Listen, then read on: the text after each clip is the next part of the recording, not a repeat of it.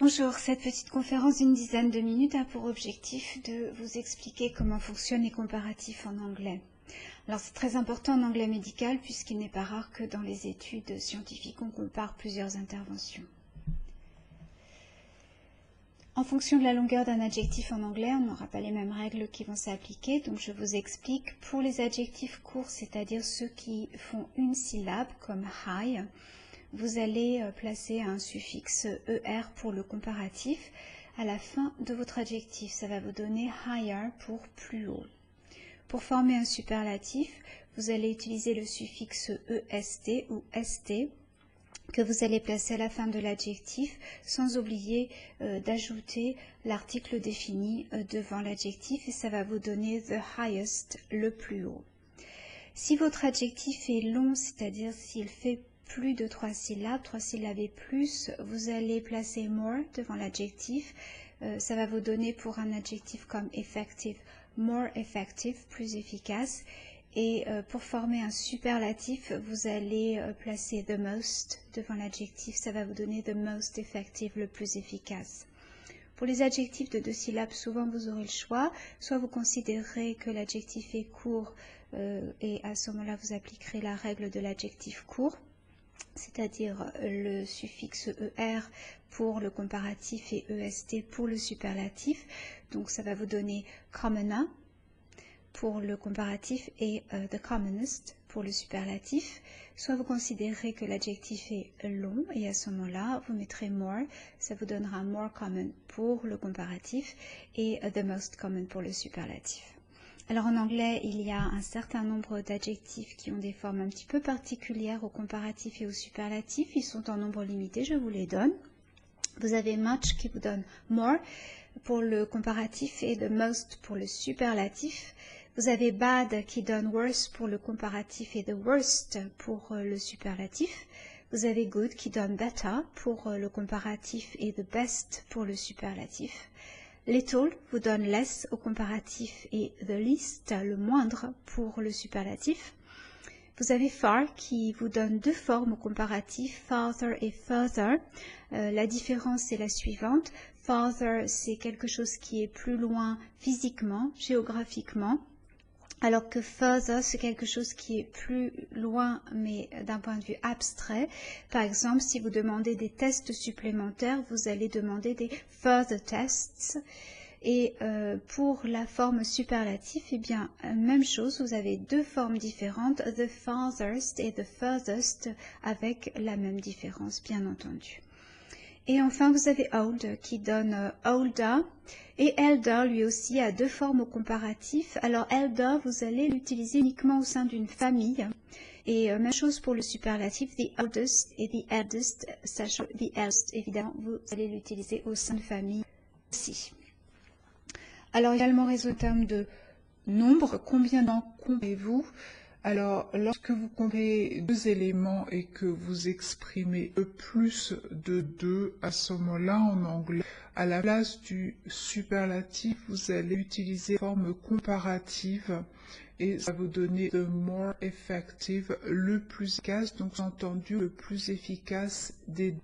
En revanche, si vous comparez plus de 3 éléments, à ce moment-là, vous reviendrez à la forme superlative habituelle et cela vous donnera the most effective. S'agissant de la comparaison parallèle, alors la comparaison parallèle, c'est par exemple lorsque vous voulez dire plus, c'est-à-dire plus c'est gros, mieux c'est, plus c'est cher, plus c'est efficace. Alors en anglais, on va utiliser le comparatif et pour un adjectif court, cela va vous donner the bigger, the better. Et pour l'adjectif long, the more expensive, the more effective.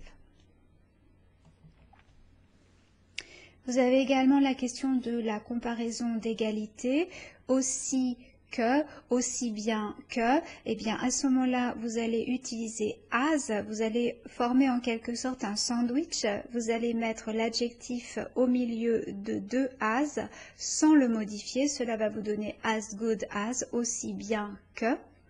et as effective as, aussi efficace que. Et là, vous voyez que l'adjectif soit long ou court, ça ne change rien. Pour la comparaison d'infériorité, c'est-à-dire moins bon que, à ce moment-là, vous allez utiliser less, mettre votre adjectif, le faire suivre de than. Less good than, moins bon que. Less effective than, moins efficace que. Là encore, vous voyez que la longueur de l'adjectif ne change strictement rien. Pour exprimer le moins, vous allez utiliser the least que vous allez faire suivre de l'adjectif sans le modifier. Donc the least high, le moins haut, et the least effective, le moins efficace. Alors j'attire votre attention sur la différence entre the last et the latest en anglais pour traduire le dernier. Alors lorsqu'il s'agira de parler du dernier, c'est-à-dire de quelque chose qui n'existera plus par la suite, par exemple le dernier livre de Victor Hugo. Victor Hugo étant mort, a priori il ne devrait plus en écrire, vous allez utiliser the last en anglais. En revanche, pour dire le dernier dans le sens le plus récent, vous allez utiliser the latest en anglais. Alors, une autre question qui est importante également, c'est l'élément comparé est-il comptable ou non comptable? Alors, pour dire moins de, par exemple, moins d'étudiants, si ce nom est comptable, à ce moment-là, vous allez utiliser fewer, par exemple, fewer students.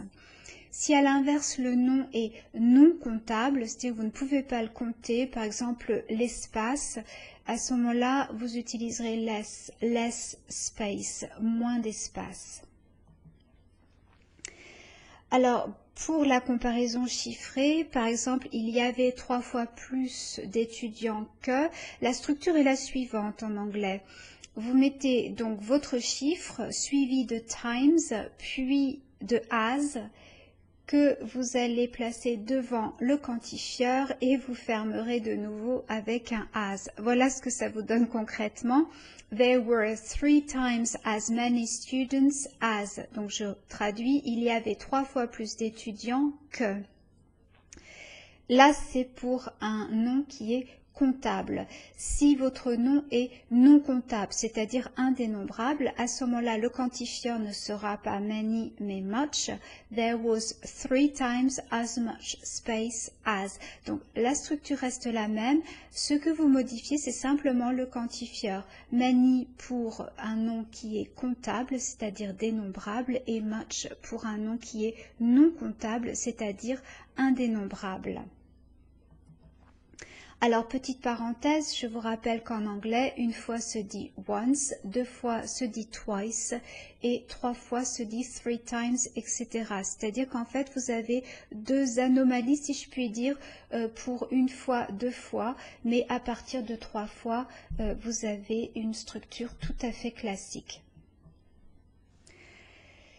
Dernier point, pour traduire à triplé, le nombre à triplé, par exemple, vous avez plusieurs solutions en anglais. Alors c'est important parce que ce sont des structures que l'on retrouve de façon très courante dans les articles de recherche. Alors, vous avez the number has tripled. Ça, c'est la forme la plus simple et la plus transparente pour un francophone. Mais vous pourrez également rencontrer la structure the number has been multiplied by 3. Mais également, et là ce sera un petit peu moins transparent pour un francophone, mais probablement une structure beaucoup plus courante que les 2 premières. The number has increased threefold, ou autre structure, the number has shown a threefold increase. Alors, threefold est un adjectif, c'est également un adverbe en anglais. Il est vraiment très très pratique puisque vous voyez, vous n'avez qu'à changer le chiffre devant. Donc, threefold, twofold, fourfold. Donc, c'est vraiment une structure très pratique pour les anglophones et c'est pour ça que c'est une structure qui est très courante. Voilà, donc j'espère que vous y voyez plus clair dans les comparatifs en anglais et je vous retrouverai pour une prochaine conférence. Je vous remercie.